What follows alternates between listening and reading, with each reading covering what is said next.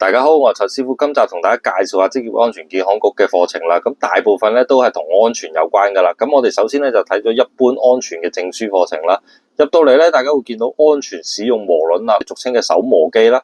喺換碟嘅時候咧，就需要讀過呢一個相關課程咧，先係可以換碟嘅。咁啊，同埋後邊咧，亦都有一啲平安卡啊、氣體焊接，即係我哋俗稱嘅風梅啦、密閉空間等等嘅安全證課程咧，都係有得讀嘅。課程班次都係比較多啦。去到另一個課程咧，咁大家就會見到啦，有安全嘅督導員啦。咁職安局嘅安全督導員咧，咁啊都係有資歷架構 QF3 嘅認證啦，個認受性咧就比較大嘅。一啲叫合資格人士課程啦，咁急救員都係一啲叫職業安全健康條例咁限定咗要讀嘅。大家都可以再睇下有咩相關嘅合資格人士係可以讀啦。最後啦，就介紹一啲職安局獨有嘅鍋爐課程啦，咁啊勞工處認受嘅。不過香港咧，咁鍋爐咧就比較少嘅。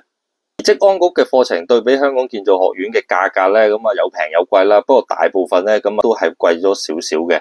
咁下集會再介紹其他機構。拜拜。